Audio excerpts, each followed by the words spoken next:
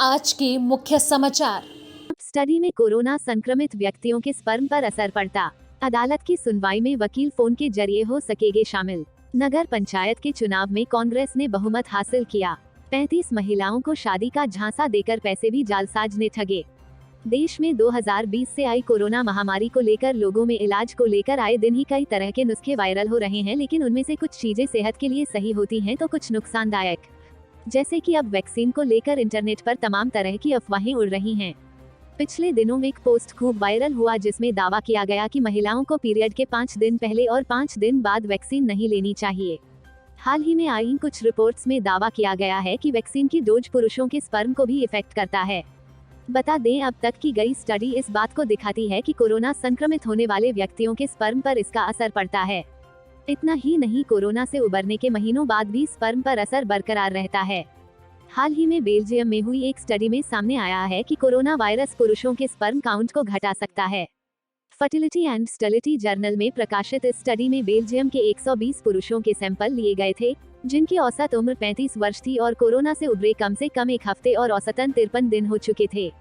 Corona mail fertility study में पाया गया कि जिन पुरुषों को कोविड-19 से संक्रमित हुए 1 माह से कम हुआ था, उनका स्पर्म काउंट 37% घट गया था। जिन पुरुषों को कोरोना संक्रमित हुए 1 से 2 माह हुए थे, उनके भी स्पर्म काउंट में 29% की कमी देखी गई, जबकि 2 महीने बाद स्पर्म काउंट में 6% कमी देखी गई।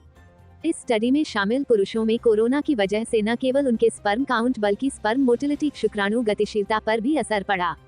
जिन पुरुषों को कोरोना संक्रमित हुए 1 महीने से कम हुआ था, उनकी स्पर्म मोटिलिटी 60% तक घट गई थी।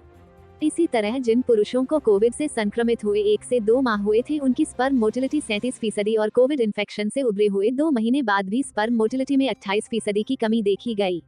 रिसर्चर्स ने माना कि इस बात के पक्के प्रमाण हैं कि कोरोना यौन संबंध के जरिए नहीं फैलता, यानी कोरोना से ठीक हो चुके व्यक्ति के सीमन से वायरस नहीं फैलता। कोरोना संक्रमित हो चुके व्यक्ति के सीमन में कोरोना की मौजूदगी यानी वायरस का आरएनए नहीं पाया गया। रिसर्चर्स ने कहा कि इस बात के लिए अभी और स्टडी करने की जरूरत है कि क्या कोरोना बच्चे पैदा करने की क्षमता पर दीर्घकालिक असर डाल सकता है या नहीं।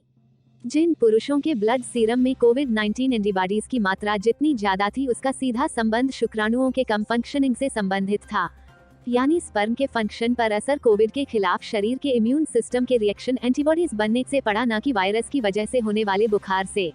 कोविड-19 संक्रमण की गंभीरता से स्पर्म काउंट पर असर नहीं दिखा, यानी कोरोना संक्रमण की वजह से हॉस्पिटल में भर्ती होने वाले और जिन्हें हल्के लक्षण थे, दोनों।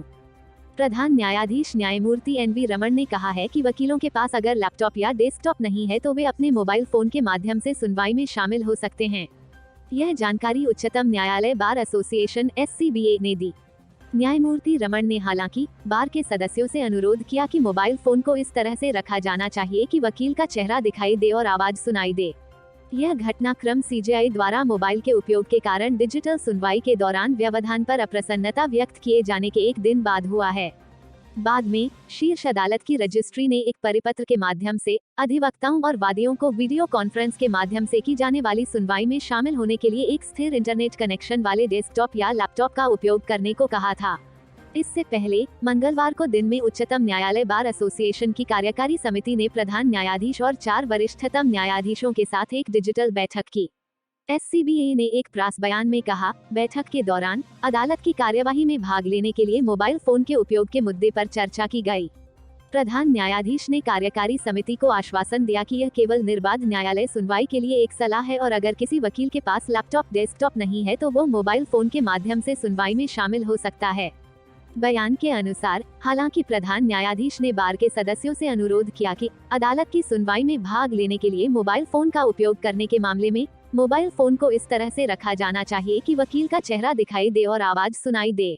महाराष्ट्र के औरंगाबाद के लातूर जिले की 4 नगर पंचायत और नांदेड़ की 3 नगर पंचायत के चुनाव के बुधवार को जारी किए गए नतीजे में कांग्रेस ने बहुमत हासिल किया है।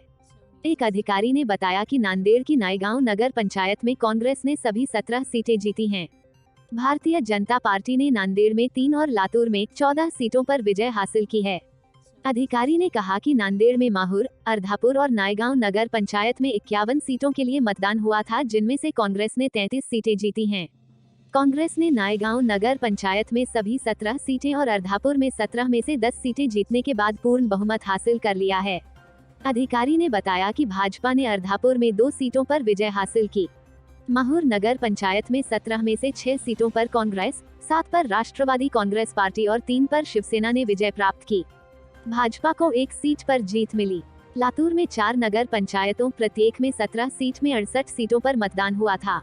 लातूर में भाजपा और राकांपा ने 14-14 सीटें जीती। कांग्रेस को सर्वाधिक 23 सीटें, शिवसेना और प्रहार को 6-6 सीटों पर जीत मिली। निर्दलीय उम्मीदवारों ने 4 सीटों पर जीत दर्ज कराई। महाराष्ट्र की महाविकास आघाड़ी सरकार में चिकित्सा शिक्षा मंत्री अमित देशमुख और पूर्व मुख्यमंत्री अशोक चव्हाण क्रमशः लातूर और नांदेड़ का प्रतिनिधित्व करते हैं।